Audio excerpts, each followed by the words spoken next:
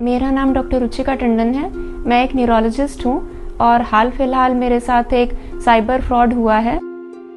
तब तक मुझे आइडिया नहीं लगा कि क्या हो रहा था, क्योंकि वो अकाउंट्स देते थे जो रिट वगैरह उन्होंने डाली थी कोर्ट में, डॉक्यूमेंट्स भेजते थे, उनमें सील लगी रहती थी, कोर्ट की सिग्नेचर्स होते थे और वो काफ़ी ओरिजिनल लगता था।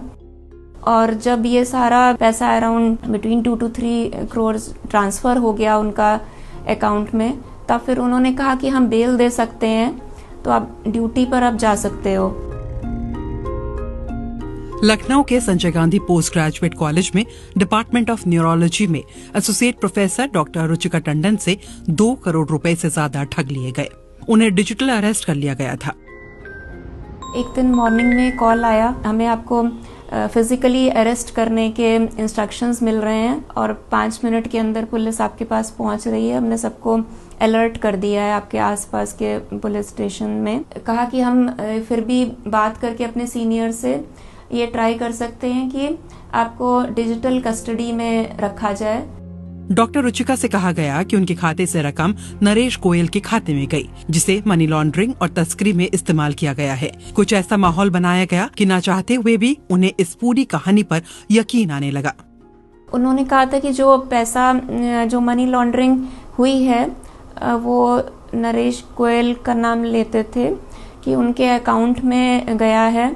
दूसरे दिन कोर्ट केस चलाया और उस कोर्ट में जज आते थे, एक सीबीआई ऑफिसर आते थे, अपने आईडीज दिखाते थे और फिर उन्होंने सर्विलियंस रूल्स बताए कि कैसे हमेशा कैमरा ऑन रखना है, कोई आ नहीं सकता है, किसी से बात नहीं करनी। जो फैमिली के अकाउंट्स थे, फंड्स वगैरह, जो इन्वेस्टमेंट्स थे, एफडीज थी, जिस तरीके की भी सेविंग्स थी, पॉलिसीज थी, वो उन्होंने कहा कि उसको ब्रेक करना है। अराउंड 1 वीक में मैंने वो अलग अलग अकाउंट्स में पैसा ट्रांसफर किया।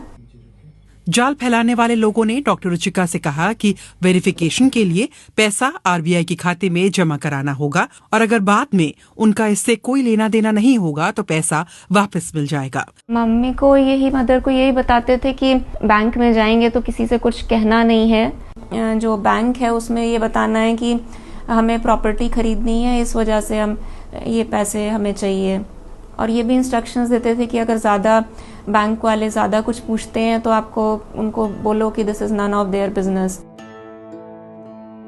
रुचिका टंडन को करीब 7 दिनों तक डिजिटल अरेस्ट किया गया और सर्विलांस के कानून बताकर फंसाए रखा गया। इस फ्रॉड के 1 हफ्ते बाद भी उनको नहीं पता चला कि उनके साथ क्या हुआ। 8-9 दिन के बाद इंटरनेट पर चेक किया, फिर मुझे ये रियलाइज हुआ कि जो कुछ हुआ ये सिर्फ पैसा लेने के लिए ये सारा कुछ हो रहा था। When I went to the police station, तो फिर वहाँ पर उन्होंने छूटते ही ये बोला कि कहीं पैसे तो नहीं ट्रांसफ़र किए। पुलिस इज इन्वेस्टिगेटिंग और उन्होंने अरेस्ट भी किया है और कोर्ट में चीज़ें चल रही हैं। रुचिका काफी रकम गंवा चुकी हैं और अब भी पैसे वापस मिलने का इंतजार कर रही हैं, लेकिन वो चाहती हैं कि दूसरे इस जाल में ना फंसे। वो इस तरह की धोखाधड़ी से बचने का तरीका बताती हैं। एक तो पहली चीज़ तो यही है कि डिजिटल कस्टडी जैसा कुछ अभी कोई लीगल ऐसा प्रोसीजर नहीं है। इस नाम से अगर कोई आता है कि कोई डिजिटली अरेस्ट कर रहा है या डिजिटल कस्टडी में ले रहा है, तो ऐसी कोई चीज़ होती नहीं है। पुलिस स्टेशन में एक्चुअली बात करनी चाहिए कि ऐसा कुछ हो सकता है कि नहीं। अब तक इस मामले में 18 लोग गिरफ्तार किए गए हैं। तकरीबन 12 लाख रुपए वापस मिले हैं।